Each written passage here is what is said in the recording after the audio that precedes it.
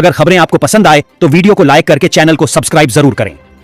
देश में online gaming की लत से जुड़े हुए कई मामले सामने आ रहे हैं। हाल में मध्य प्रदेश के शहडोल से एक मामला सामने आया है। इस केस में ऑनलाइन गेम में लाखों रुपए हारने और कर्ज से लदे शख्स ने कोल्ड ड्रिंक में जहर मिलाकर पी लिया।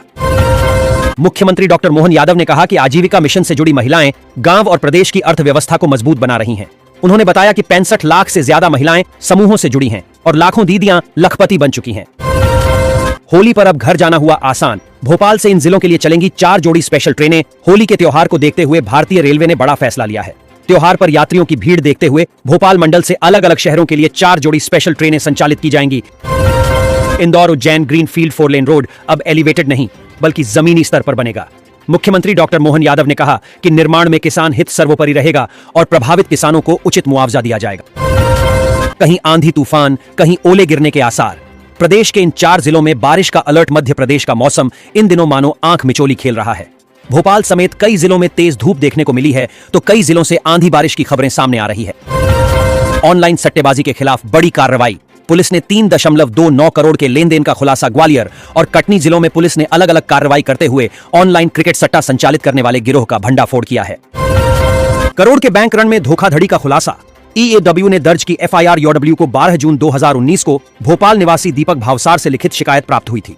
इसमें बताया गया था कि भोपाल स्थित 3 बहुमूल्य संपत्तियों को गिरवी रखकर लगभग 3 करोड़ रुपए की कैश क्रेडिट लिमिट प्राप्त की और राशि का दुरुपयोग किया। मध्य प्रदेश विधानसभा के प्रश्नकाल में सहारा समूह से जुड़े निवेशकों की राशि वापसी का मामला जोरदार तरीके से उठा। कांग्रेस विधायक जयवर्धन सिंह ने आरोप लगाया कि सहारा ने प्रदेश के निवेशकों के 6,689 करोड़ रुपए डकार लिए, लेकिन अब तक महज 355 करोड़ रुपए ही लौटाए गए हैं। जवाब में राज्य मंत्री नरेंद्र शिवाजी पटेल ने बताया कि इस मामले में 4 एफआईआर दर्ज की गई है। मध्य प्रदेश के जबलपुर में सिहोरा सांप्रदायिक विवाद में आरोपियों की जमानत याचिका रद्द हो गई है।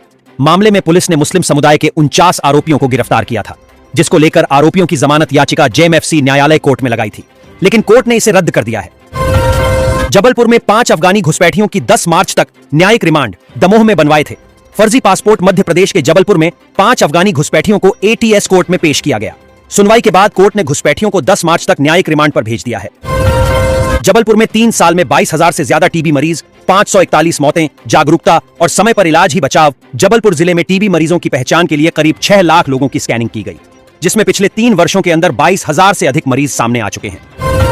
धार जिले के पीथमपुर के थाना सेक्टर 1 क्षेत्र में सनसनीखेज मामला सामने आया है, जहां 10वीं की परीक्षा के दौरान एक नाबालिग छात्रा ने नवजात शिशु को जन्म दिया। यह घटना एक निजी परीक्षा केंद्र पर हुई, जहां छात्रा गणित का पेपर दे रही थी। जानकारी के अनुसार परीक्षा के दौरान छात्रा शौचालय गई, जहां उसने प्रसव किया। घटना की सूचना मिलते ही तत्काल 108 एम्बुलेंस को बुलाया गया। मध्य प्रदेश में सुशासन के लिए सीएम मोहन यादव प्रतिबद्ध हैं। इसे स्थापित करने के लिए मोहन यादव ने सख्त रुख अपनाया है। जनहित के कार्यों को लटकाने वाले अधिकारियों और कर्मचारियों पर कार्रवाई के लिए टीम गठित की है। ऑफिस टाइम पर मौजूद नहीं रहने वाले लोगों पर सख्त कार्रवाई की जाएगी। रीवा के केमिकल फ्री रंगों की देश भर में डिमांड। मंदिरों से निकले फूलों से बन रहा होली का गुलाल बनाने के लिए सभी प्रकार के फूलों का उपयोग किया जाता है। मुख्यतः गेंदे, गुड़हल, पलाश और चमेली जैसे फूलों का उपयोग गुलाल बनाने में होता है। शुद्ध गुलाल की डिमांड मध्य प्रदेश के बाहर दिल्ली, बेंगलुरु और हरियाणा जैसे शहरों में भी हो रही है।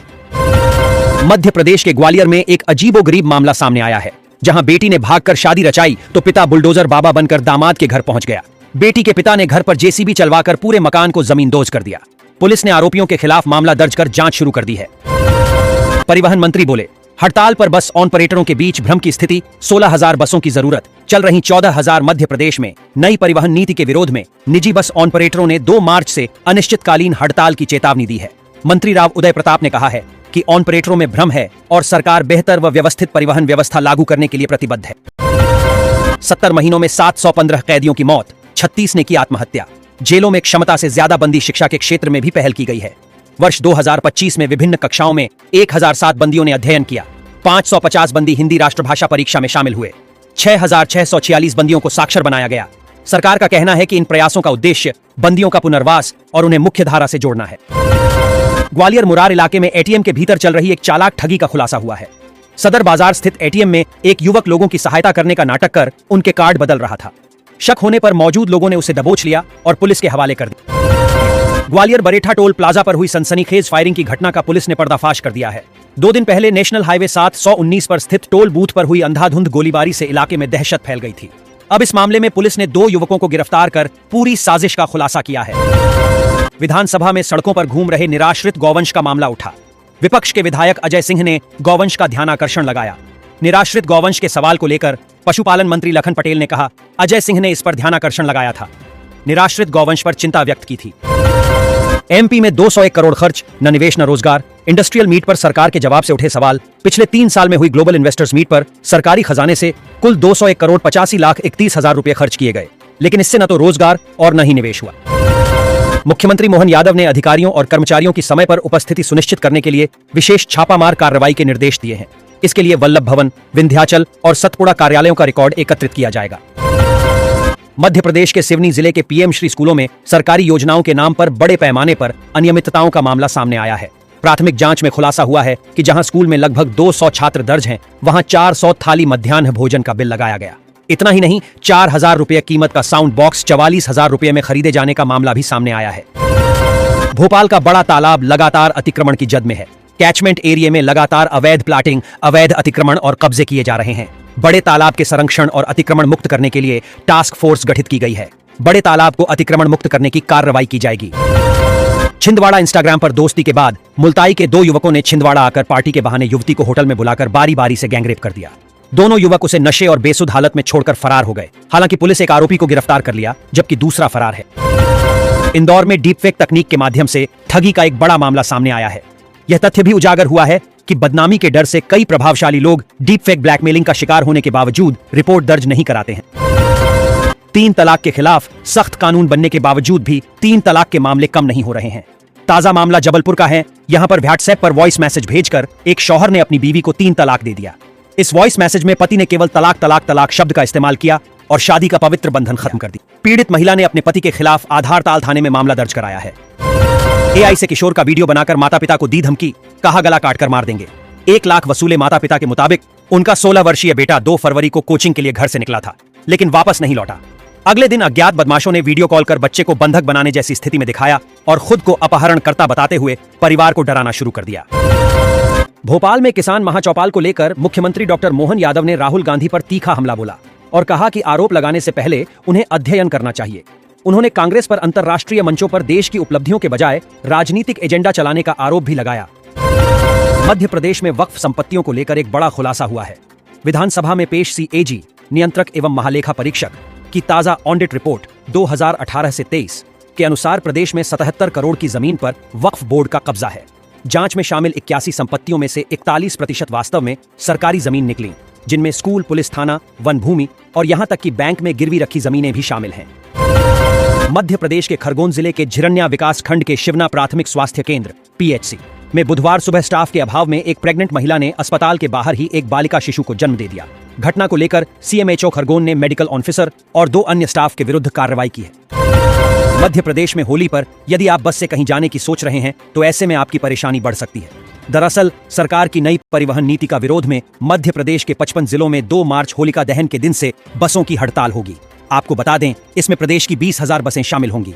Madhya Pradesh bus operators association के अनुसार इसमें प्रदेश में 12,780 परमिट वाली जबकि 7,000 से अधिक कॉन्ट्रैक्ट वाली बसें शामिल होगी। सिंहस्थ 2028 को लेकर उज्जैन में बड़ी कार्रवाई। शंकराचार्य मठ परिसर में संचालित अवैध 3 मंजिला होटल पर चला बुलडोजर। शहर के नरसिंह घाट क्षेत्र स्थित पुण्यानंद गिरी महाराज के आश्रम शंकराचार्य मठ पर प्रशासन ने बड़ी कार्रवाई की है। आश्रम में कुल 54 कमरे बने हुए थे, जिनमें एसी और नॉन एसी दोनों प्रकार के कमरे शामिल थे। इंदौर शहर में मेट्रो परियोजना अब अपने सबसे महत्वपूर्ण पड़ाव में प्रवेश करने जा रही है। एलिवेटेड ट्रैक के निर्माण के बाद अब अंडरग्राउंड कॉरिडोर को साकार करने की दिशा में तेजी से काम चल रहा है। एयरपोर्ट और नगर निगम क्षेत्र में टनल बोरिंग मशीन टीबीएम को जमीन के भीतर उतारने की तैयारी अंतिम चरण में है। अनुमान है कि अप्रैल या मई से सुरंग निर्माण की प्रक्रिया शुरू कर दी जाएगी। बेरोजगार युवकों को सरकारी नौकरी दिलाने का झांसा देकर 29 लाख से अधिक की ठगी करने वाले 2 सगे भाइयों को कोतवाली पुलिस ने मंगलवार रात गिरफ्तार कर लिया। आरोपियों ने युवकों को एफसीआई में नौकरी और एक सरकारी विभाग में वाहन अटैच कराने का प्रलोभन दिया था।